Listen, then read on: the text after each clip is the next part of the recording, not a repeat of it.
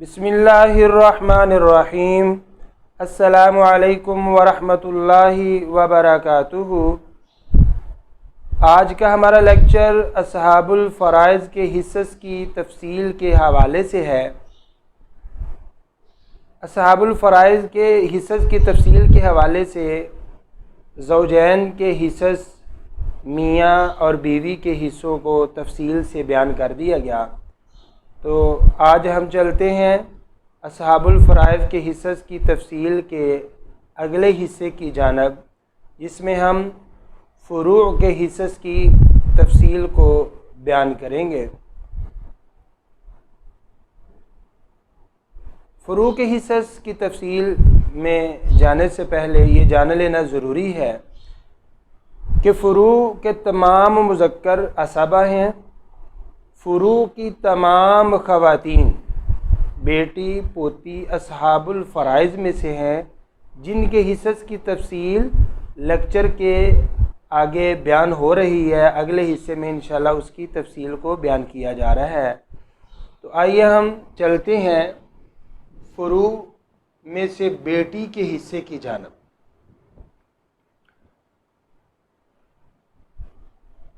بات کی جائے بیٹی کے حصے کی تو بیٹی یا تو اسبہ بالغیر ہوگی،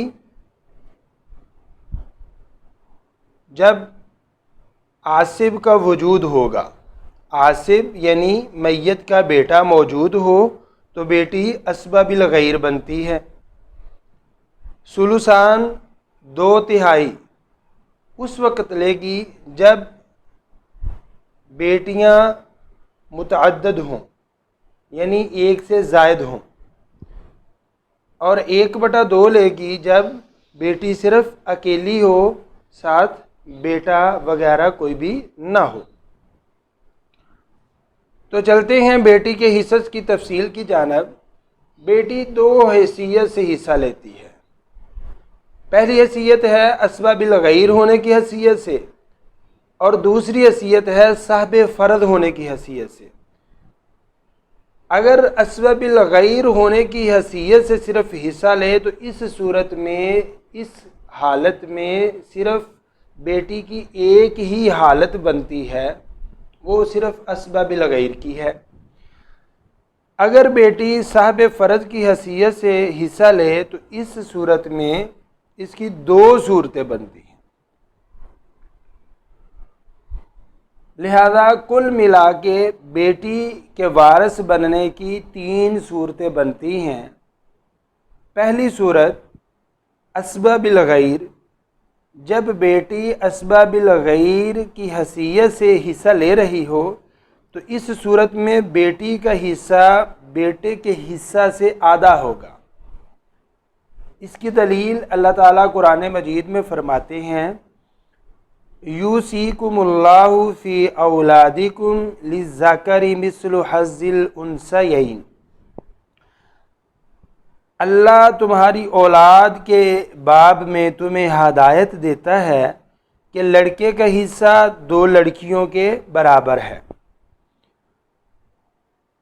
اگر بات کی جائے اسبہ بالغیر بننے کی شرط کی تو بیٹی صرف ایک ہی شرط پر اسبہ بالغیر بنتی ہے، اور وہ صورت یہ ہے کہ بیٹی کے ساتھ اس کا عاصب میت کا بیٹا موجود ہو، بیٹی خواہ ایک ہو یا زائد ہو۔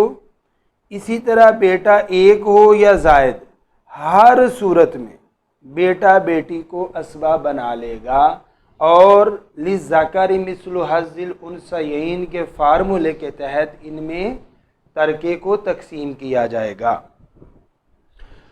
بیٹی کے حصہ لینے کی دوسری صورت ہے ثلثان 2/3 یعنی 2/3۔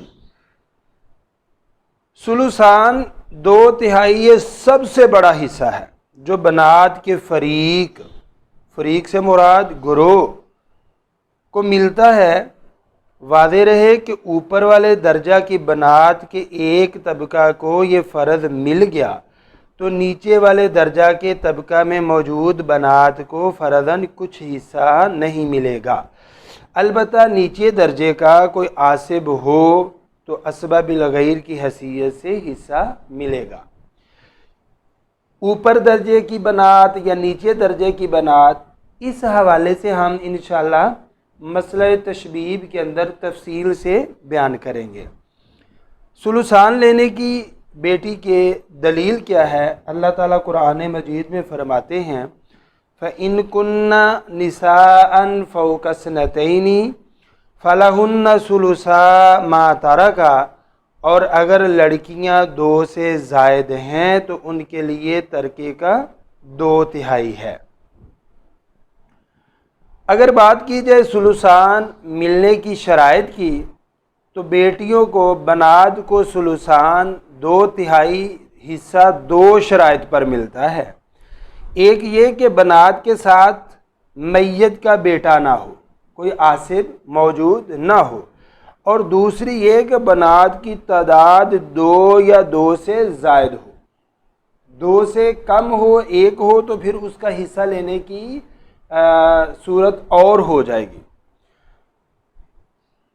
مذکورہ آیت میں 2 سے زائد کا مطلب یہ ہرگز نہیں کہ کم از کم 3 ہوں، بلکہ یہاں پر مراد 2 یا 2 سے زائد ہے، جیسا کہ درج ذیل روایت سے اس کی تشریح ہوتی ہے۔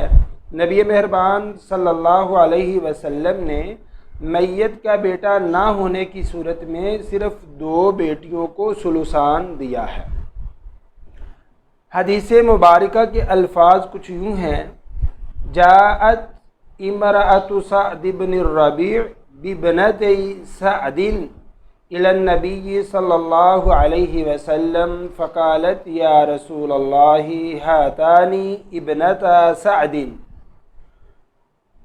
قتل معك يوم أحد وإن أمهما أخذ جميع ما ترك أبوهما وإن المرأة لا تنكه إلا على مالها، فسكت رسول الله حتى أنزلت آية الميراث، فدعا رسول الله صلى الله عليه وسلم أخا سعد بن الربيع فقال آت ابنتي سعد ثلثي ماله وآت امرأته الثمن وخذ أنت ما بقي۔ یہ روایت سنن ابن ماجہ کے اندر 2720 نمبر روایت کے ساتھ درج ہے۔ اس روایت کے حکم کے متعلق علامہ البانی نے اس روایت کو حسن درجے کی روایت قرار دیا ہے۔ روایت کا ترجمہ کچھ یوں بنتا ہے کہ سعد بن ربیع رضی اللہ تعالی عنہ کی بیوی ان کی دونوں بیٹیوں کو لے کر رسول مہربان صلی اللہ علیہ وسلم کے پاس آئیں اور عرض کیا، اللہ کے رسول، یہ دونوں سعد کی بیٹیاں ہیں جو آپ کے ساتھ غزوہ احد میں تھے اور شہید ہو گئے ہیں غزوہ احد میں۔ تو اب معاملہ یہ ہے کہ ان بیٹیوں کے چچا نے ان کی ساری میراث پر قبضہ کر لیا ہے۔ اب ان بچیوں کی شادی کا بھی معاملہ ہے اور عورت سے مال کے بغیر کوئی شادی نہیں کرتا۔ تو آپ صلی اللہ علیہ وسلم خاموش رہے یہاں تک کہ میراث والی آیت نازل ہوئی۔ آپ صلی اللہ علیہ وسلم نے سعد بن ربیع رضی اللہ تعالی عنہ کے بھائی کو بلایا، طلب کیا اور فرمانے لگے، سعد کی دونوں بیٹیوں کو اس کے مال کا 2/3 حصہ اور اس کی بیوی کو 8واں حصہ دے دو، باقی جو مال بچ جائے وہ تم لے لو اسبہ ہونے کی حیثیت سے۔ بنات کے حصہ لینے کی جو تیسری صورت ہے وہ ہے نصف، آدھا، جسے ہم 1/2 بولتے ہیں۔ بیٹی کو ترکہ میں سے نصف 1/2 حصہ ملے گا۔ اس کی دلیل اللہ تعالیٰ قرآن مجید میں فرماتے ہیں وَإِن كَانَتْ وَاحِدَةً فَلَهَا النِّصْفُ، اور اگر اکیلی ہے تو اس کے لیے آدھا ہے۔ بیٹی کو نصف ملنے کی شرائط کو دیکھا جائے تو بیٹی کو نصف حصہ 2 شرائط پر ملتا ہے۔ نمبر 1 یہ کہ بیٹی کے ساتھ میت کا بیٹا نہ ہو، اور نمبر 2 دوسری شرط یہ ہے کہ بیٹی اپنے درجہ میں اکیلی ہو، نچلے درجہ میں پوتی آنے سے اوپر کے درجے کی بیٹی کو کچھ فرق نہیں پڑے گا۔ تو یہ تھے بیٹی کے حصص کی تفصیل۔ بیٹی کے وارث بننے کی کل 3 حالتیں بنتی ہیں۔ نمبر 1 کہ وہ اسباب الغیر بنتی ہے، نمبر 2 کہ وہ ثلثان لیتی ہیں جب وہ متعدد ہوں، 1 سے زیادہ ہوں، اور نمبر 3 بیٹی کو صرف 1/2 نصف ملتا ہے جب اب ورثاء میں فروع میں سے اکلوتی بیٹی صرف ایک ہی بیٹی وارث ہو، ساتھ بیٹا کوئی بھی نہ ہو۔ نچلے درجے کی بیٹیاں ہوں، پوتیاں ہوں، تو اس سے اوپر والے درجے کی بیٹی کو کچھ فرق نہیں پڑتا۔